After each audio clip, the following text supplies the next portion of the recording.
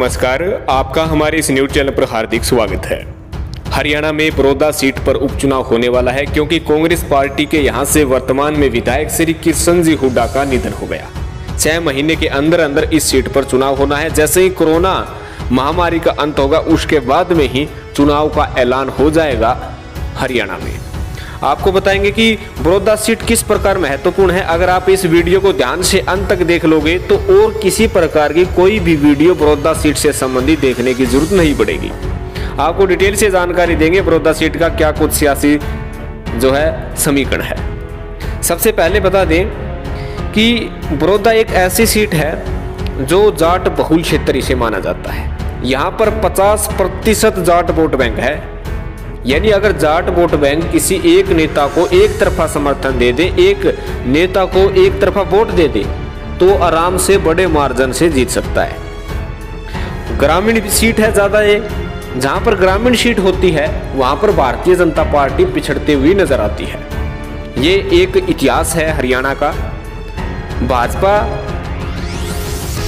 का इतिहास हमेशा से ये रहा है कि शहरी क्षेत्र में अच्छा प्रदर्शन करते हैं, ग्रामीण क्षेत्र में इनका प्रदर्शन लो हो जाता है। तो इसी कारण से यहाँ पर पिछले 15 साल से यानी पिछले 3 चुनाव में कांग्रेस पार्टी जीतते आए हैं। भूपेंद्र सिंह हुड्डा जब से कांग्रेस पार्टी की तरफ से मुख्यमंत्री 2004-2005 में बने थे, उसके बाद में जो भी विधानसभा चुनाव हुए हैं, चाहे 2009 हो, चाहे 2014 हो, चाहे 2019 हो, यहाँ पर हमेशा से ही कांग्रेस पार्टी बड़े मार्जिन से जीतती रही है। आपको बता दें कि 2009 में कांग्रेस पार्टी यहाँ पर 25,000 से ज्यादा वोटों पर जीत दर्ज की थी। 2014 में 36,000 से ज्यादा वोटों पर जीत दर्ज की थी। वहीं अब की बार 2014 में भी श्री कृष्ण जी हुड्डा अच्छे मार्जिन से जीतकर विधायक बने थे। जाट बहुल क्षेत्र माना जाता है और जाट वोट बैंक ज्यादा होने के कारण यहाँ पर जाट समाज से काफी नेता चुनाव लड़ते हैं, जिसके कारण ये जो जाट वोट बैंक है ये आपस में डिवाइड होता रहता है।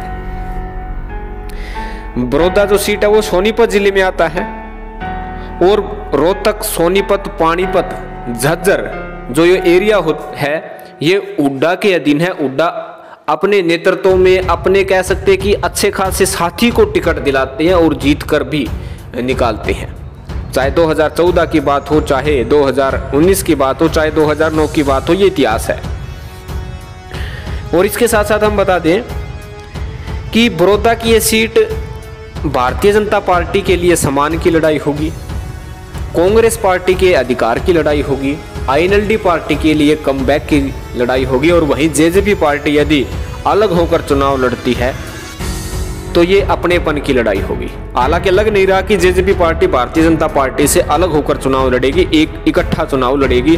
अगर जेजेपी पार्टी को गठबंधन के तहत टिकट मिलती है तो यहां से बताया जा रहा है कि दिग्विजय सिंह चौटाला मैदान में उतर सकते हैं। और अगर भारतीय जनता पार्टी यहां से अगर अपना प्रत्याशी उतारती है, उतारना भी चाहिए। योगेश्वर दत्त पर सहमत नहीं है भारतीय जनता पार्टी। योगेश्वर दत्त की जगह ओपी धनखड़, कैप्टन अभिमन्यु और अगर ब्राह्मण कोटे से लिया जाता है तो योगेश्वर दत्त की जगह रामविलास शर्मा को बड़ौदा हलके से टिकट दी जा सकती है। आपको बता दें कि उपचुनाव जींद का भी हुआ था। उस समय भी भारतीय जनता पार्टी ने एक नए नेता की तलाश की थी और टिकट दी थी और जीतकर जींद में निकले थे। और अब की बार भारतीय जनता पार्टी कैप्टन अभिमन्यु या ओपी धनखड़ या रामविलास शर्मा में से किसी एक नेता का चुनाव कर सकती है। वहीं कांग्रेस की बात करें तो कांग्रेस से श्री कृष्ण हुड्डा जी जो वर्तमान में विधायक थे, निधन हो गया है। उनके परिवार से यदि चुनाव लड़ते हैं तो उन्हें सहानुभूति का भी वोट बैंक मिलेगा और श्री कृष्ण जी हुड्डा के नाम का भी वोट बैंक मिलेगा। श्री कृष्ण जी हुड्डा काफी वरिष्ठ नेता हैं, 6 बार विधायक बन चुके हैं। श्री कृष्ण जी हुड्डा और भूपेंद्र सिंह हुड्डा आपस में अच्छे खासे दोस्त भी हैं, क्योंकि 2004 और 2005 में जब कांग्रेस पार्टी की सरकार बनी थी, भूपेंद्र सिंह हुड्डा उस समय सांसद थे और मुख्यमंत्री बनाए गए थे। जो नियम और कानून होता है कि जो सांसद होता है या कोई मुख्यमंत्री बनता है तो 6 महीने के अंदर उसे विधानसभा का सदस्य बनना पड़ता है, विधायक बनना पड़ता है। उस समय श्री कृष्ण हुड्डा गढ़ी सांपड़ा किलोई से विधायक थे, उन्होंने भूपेंद्र सिंह हुड्डा के लिए उस सीट से इस्तीफा दे दिया। बड़ा बलिदान भूपेंद्र सिंह हुड्डा के लिए श्री कृष्ण जी हुड्डा ने दिया था। जब से लेकर आज तक भूपेंद्र सिंह हुड्डा गढ़ी सांपड़िया किलोई से ही चुनाव लड़ते हैं और हमेशा जीतते हैं। और इसी के कारण बड़ौदा सीट श्री कृष्ण जी हुड्डा को भूपेंद्र सिंह हुड्डा टिकट के तौर पर देते हैं और श्री कृष्ण जी हुड्डा भी यहाँ पर जीत कर ही निकलते हैं। तो कह सकते हैं कि अगर उनके परिवार से यदि कोई टिकट उनके परिवार से टिकट दी जाती है तो सहानुभूतिपूर्ण वोट मिलेगा और अच्छा खासी जो है कांग्रेस पार्टी को लीड करने का मौका मिलेगा। वरना यहाँ पर रणदीप सुरजेवाला का नाम भी चल रहा है। रणदीप सुरजेवाला जिन्होंने जींद का चुनाव लड़ा था, हारे थे। जो फिर कैथल का जो विधानसभा चुनाव हुआ था, जिसे गृह क्षेत्र रणदीप सिंह सुरजेवाला का माना जाता है, वहां पर भी इनकी हार हुई थी। और इसके साथ साथ रणदीप सिंह सुरजेवाला के अतिरिक्त कुमारी शैलजा का भी नाम चल रहा है। कुमारी शैलजा क्योंकि राज्यसभा सांसद थी, कार्यकाल पूरा हो चुका है, दीपेंद्र सिंह हुड्डा को राज्यसभा सांसद बनाया गया है। तो ये जो जाट और नॉन जाट की लड़ाई होती है, जो कह सकते हैं कि हरियाणा में जाट और नॉन जाट की लड़ाई कहीं या राजनीति कहें तो बेटर होगा, राजनीति होती है। अगर जाट प्रदेशाध्यक्ष होता है तो नॉन जाट मुख्यमंत्री होता है। अगर जाट जो है किसी पार्टी से मुख्यमंत्री बनता है तो उस पार्टी का प्रदेशाध्यक्ष नॉन जाट होता है। तो दीपेंद्र सिंह हुड्डा को राज्यसभा सांसद बनाया गया। इस लिहाज से जाट नॉन जाट दलित वोट बैंक को कांग्रेस की तरफ बनाए रखने के लिए उस कुमारी शैलजा पर भी दाव लगा सकती है। आपको बता दें कि 2019 में जो विधानसभा चुनाव हुआ था उसमें श्री कृष्ण जी हुड्डा अच्छे खासे मार्जिन के साथ जीत दर्ज की थी। वहीं भारतीय जनता पार्टी से योगेश्वर दत्त मैदान में थे, 37,000 वोट उन्हें मिले थे। और जेजेपी पार्टी से भूपेंद्र सिंह मलिक को 32,000 वोट मिले थे। अगर भारतीय जनता पार्टी और जेजेपी इकट्ठी लड़ती है तो अगर दोनों पार्टियों के वोट बैंक को जोड़ दिया जाए तो कांग्रेस पार्टी के लिए खतरे की घंटी साबित हो सकती है। आईएनएलडी पार्टी से जोगिंदर मैदान में थे, उन्होंने भी अच्छा खासे वोट बैंक कैप्चर किए थे। लेकिन इस चुनाव में सीधे तौर पर लड़ाई कांग्रेस, बीजेपी और आईएनएलडी की ही दिखेगी, क्योंकि जेजेपी पार्टी बीजेपी का ही अब गठबंधन दल हो चुका है, तो एक होकर ही चुनाव लड़ने वाले हैं। बीजेपी ने साफ तौर पर अभी तक तो तय नहीं किया, लेकिन योगेश्वर दत्त को अब टिकट नहीं दी जाएगी, जैसे कि सूत्रों के हवाले से खबर आ रही है। और बीजेपी और जेजेपी अपने साझा उम्मीदवार तय करेगी और साझे उम्मीदवार से कांग्रेस पार्टी को बड़ी मुसीबत साबित करनी पड़ेगी। अगर 2014 की बात करें तो 2014 में यहां पर 36,639 वोटों से श्री कृष्ण हुड्डा जीत कर निकले थे। और 2009 में कांग्रेस पार्टी के ही नेता ने 25,343 वोटों से जीत दर्ज की थी। और उससे पहले आईएनएलडी यहां पर जीत कर निकलती थी, क्योंकि जाट बहुल क्षेत्र है और आईएनएलडी को जाट जमींदार किसानों की पार्टी कहा जाता है।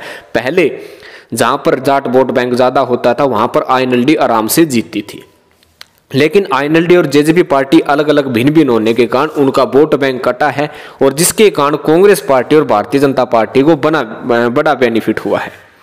सोनीपत, झज्जर, रोहतक, पानीपत का जो इलाका है वो कह सकते कि जाट बहुल क्षेत्र भी इसे कहा जाता है, ओड्डा का गढ़ भी नहीं माना जाता है, जिसके कारण कांग्रेस पार्टी इस सीट को लगातार 15 वर्षों से अच्छी प्रकार से निकाल रही है।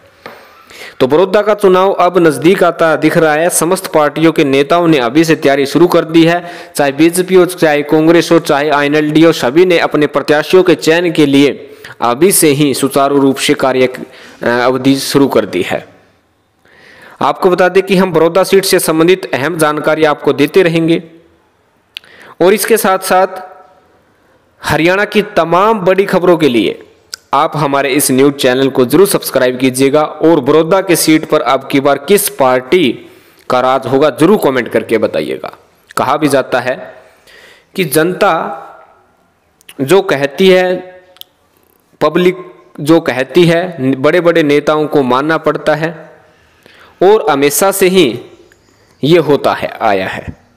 जैसे कि आपको पता है कि 2019 में जब इलेक्शन की शुरुआत हुई थी उस समय लग रहा था कि भारतीय जनता पार्टी 75 पार आराम से कर जाएगी, लेकिन इलेक्शन आते आते चुनाव ऐसे शिखर पर आ गया कि भारतीय जनता पार्टी को मात्र 40 सीटें मिली थी, कांग्रेस पार्टी को 31 सीटें मिली और जननायक जनता पार्टी को 10 सीटें मिली और आईएनएलडी को मात्र 1 सीट से संतोष करना पड़ा था। तो हम जल्द ही एक नई वीडियो के साथ आपके सामने रूबरू होंगे। तब तक के लिए धन्यवाद। जय हिंद, जय भारत, जय हरियाणा।